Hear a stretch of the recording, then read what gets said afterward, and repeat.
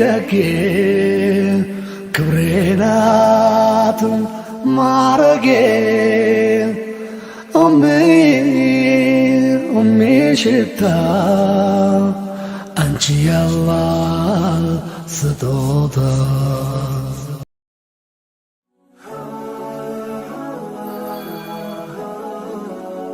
ኑ እንተዋወስ፣ መልካሙን እንጋራ፣ ዲናችንን እንወቅ። አለብን አደራ።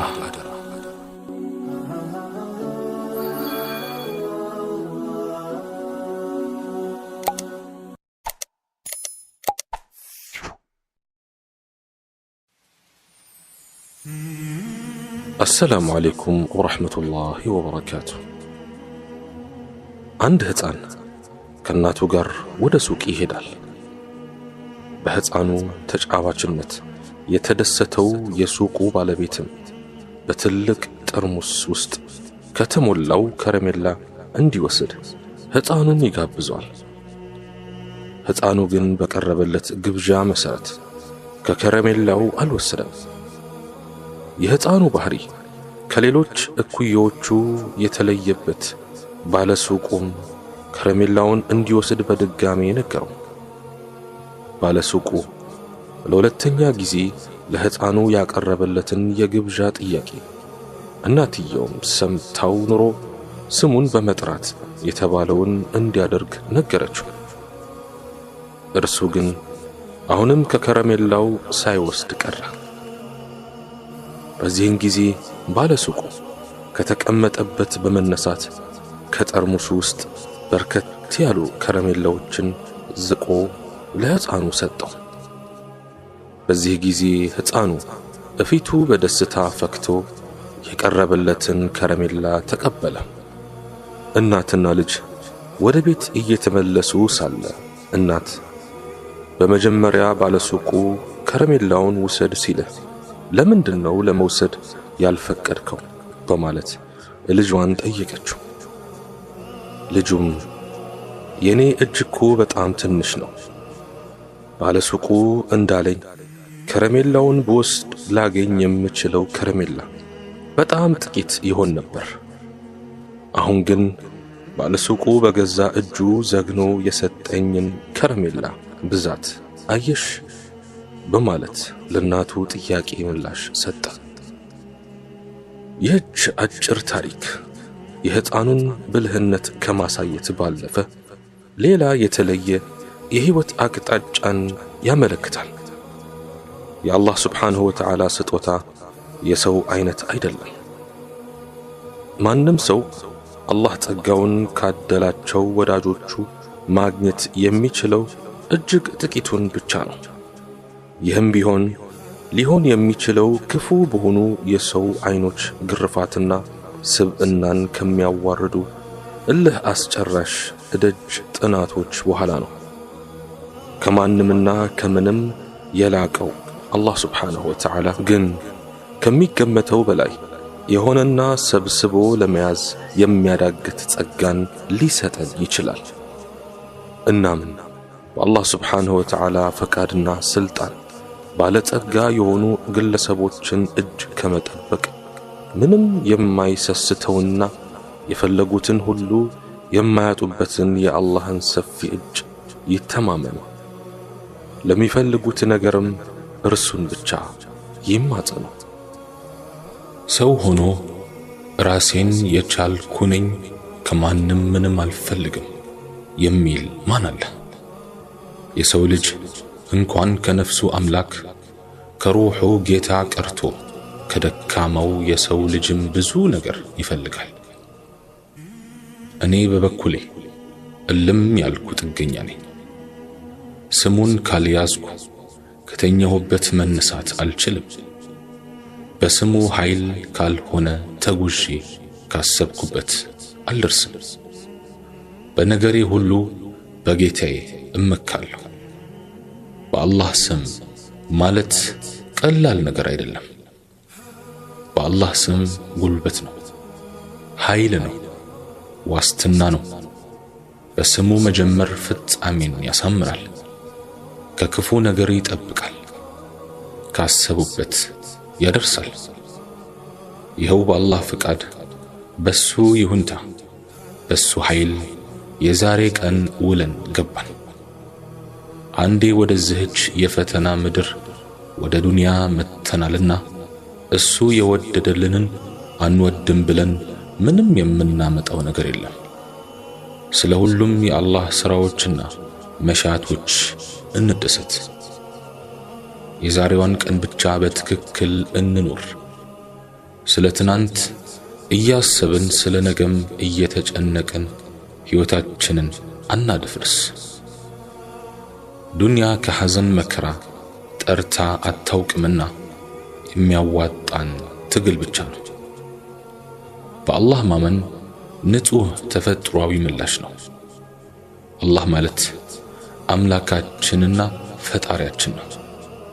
እሱም የእርጋታና የሰላም ምንጭ ነው።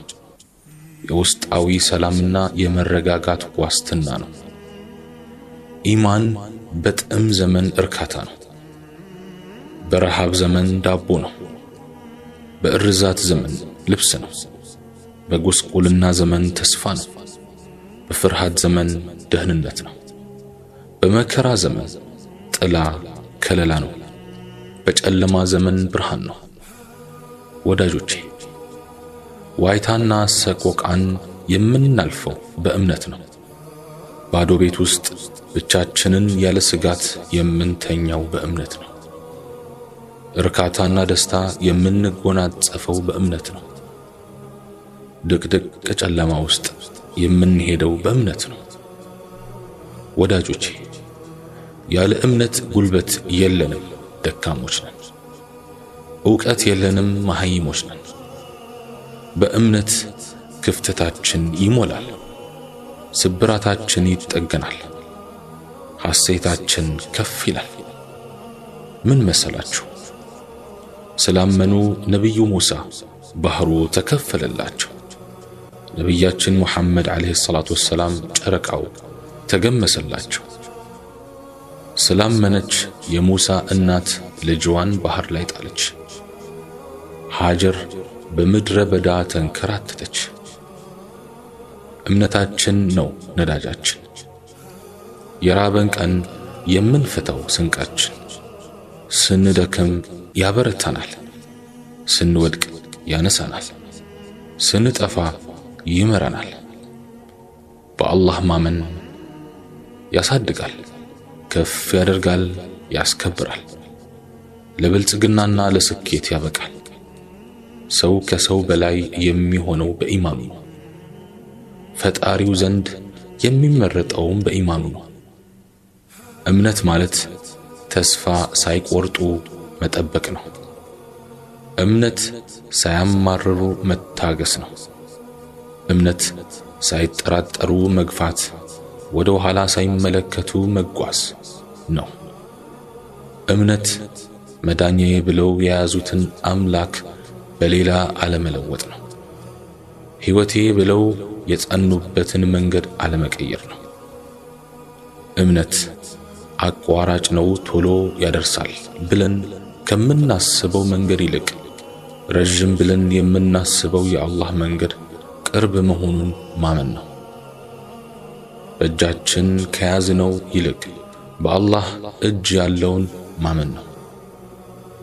ከዓለም ሁሉ ሀብት የአላህን ሀብት ማስበለጥ ነው። ከዓለም ሁሉ ጥቅምና ዝና የሱን ጥቅምና በሱ ዘንድ መታወቅን መምረጥ ነው።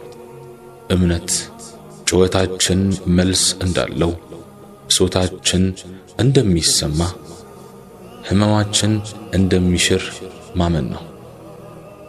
ሐሳባችን የሚሳካው፣ እቅዳችን የሚሰምረው፣ አዝመራችን የሚያፈራው፣ ትዳራችን የሚለመልመው ስናምን ነው። ስናምን ዘር ጨብጠን አፈር ላይ እንበትናለን። ፍሬ ወስደን ይበቅላል ብለን መሬት ምሰን እንቀብራለን። ራሳችንን ጥለን በባዶ ቤት ውስጥ እንተኛለን። በትንሹ የሆነው። ኢላሂ ዱዓችንን ማሳመር ባንችል እንኳ ሐጃችንን አንተ ታውቃለህ። ምላሳችንን ቢንተባተብም ሐሳባችንን ትረዳለህ። አንደበታችን ቢተሳሰርም ምኞታችንን ታውቃለህ።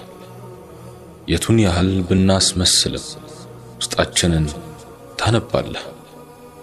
ከኛ ጉዳይ ካንተ የተደበቀ ምን ነገር አለ? ብናሳየህ ባናሳየህ ምን ይሳናሃል ጌታዬ? ደክሞኛል ደግፈኝ ያ ረቢ፣ ከፍቶኛል ጠግነኝ ፈጣሪ። አላህ ኢማናችንን ያጠንክርልን፣ በቀጥተኛውንም መንገድ ያጽናን፣ በሰማነውም የምንጠቀም ያርገን። سبحانك اللهم وبحمدك أشهد أن لا إله إلا أنت أستغفرك وأتوب إليك وآخر دعوانا أن الحمد لله رب العالمين والسلام عليكم ورحمة الله تعالى وبركاته. أمي دكي كبرينات معرقي أمي شتا አንቺ ያላህ ስጦታ